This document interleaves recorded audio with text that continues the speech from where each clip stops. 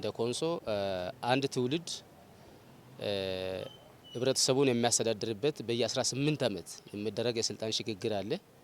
ይህ የስልጣን ሽግግር ነው እንግዲህ ኸልዳ የሚባለውና ይህ የአስተዳደር ስርዓት የትም አካባቢ ያለ ነው እንግዲህ እዚህኛ ጋር ነው። አልፎ አልፎ ከኦሮሚያ ጋር ስለምንገናኝ ከጋዳ ስርዓት ጋር ያው የተወሰነ ግንኙነት አለው። መንግስት ስርዓት ስለሌለ በምን ይተዳደራሉ? ማን ነው እኔን የሚመራው? ማን ነው እኔን የሚያስተዳድረው? በምን ህግ እኔን የሚያስተዳድረው ብሎ በራሱ ጊዜ ህግና ስርዓትን እዚህ ላይ አወጣ። ካወጣ በኋላ እሺ ህግና ስርዓትን ካወጣ መተዳደር አለብኝ በኸልታ ነው። ኸልታ ከሆነ ኸልታውን የሚመራ ማን ነው? ኸልታውን የሚመራው ኸላ ይባላል። ኸላ እንደገና ቲምባው ምንድነው? ራሱን የቻለ አርማ ነው። ቲምባ ከበሮ ነው። ቲምባ ማለት ግን ከበሮው አርማ ነው። ያ ከበሮ እንደ አሁኑ እንትን ምግር ቤትና ህግ አውጪ ማለት ነው። እዛ ቤት ነው ህግ የሚወጣው።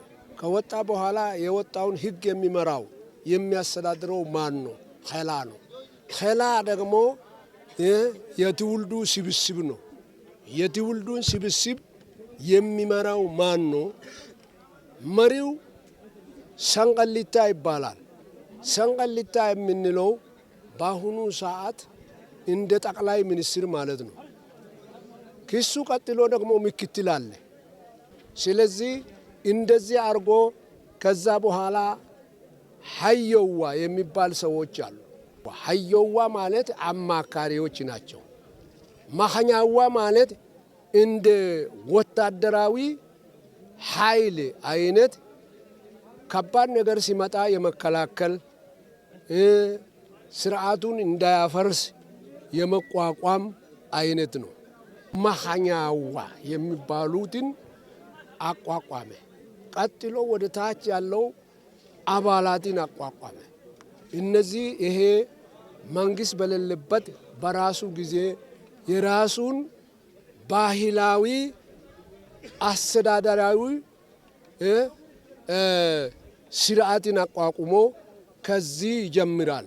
መንግስት ባልነበረበት ሰዓት ህዝብ ነበረ። መንግስት ለኮንሶ ትላንት ነው የመጣው ብናይ ምኒልክ ጊዜ በኋላ ነው መንግስት እዚህ ደረሰው። በፊት ግን ህዝብ በብዙ አመታት እዚህ አካባቢ ኖሯል። በዛን ጊዜ በራሱ በዚህ ስርዓት ነው የሚተዳደረው። ምንም እንከን የሌለበት ህጋዊና ዲሞክራሲያዊ በሆነ መንገድ ስልጣን የሚራከቡበት ሂደት ነው። ይሄ አስተዳደራዊ ስርዓት አባቶች ከጥንት ጀምሮ አካባቢያቸውን በስነ ስርዓት በልማት ከተለያየ አደጋዎች ህዝባቸውን ጠብቀው ተሸክመው እስከ ዛሬ ድረስ ያመጡበት ስርዓት ነው። ከጥንት ጊዜ ጀምሮ ይህንን ባህል ስርዓት የባህላዊ ስልጣን ሽግግር በየ18 አመት ከአንዱን ትውልድ ወደ ሌላ ትውልድ በሰላማዊ መንገድ ማህበረሰቡ ራሱ በዲሞክራሲያዊ መንገድ ስልጣኑ ሽግግር ኸልታ ወይም አንድ ትውልድ የተሰጠውን የስልጣን ክፍል 18 አመት ከመራ በኋላ ሌላኛው ትውልድ የ18ን ጊዜ ሰጥቶ በሰላማዊ መንገድ የሚቀባበሉበት የቅብብሎሽ ጊዜ ላይ ነው ያለነው።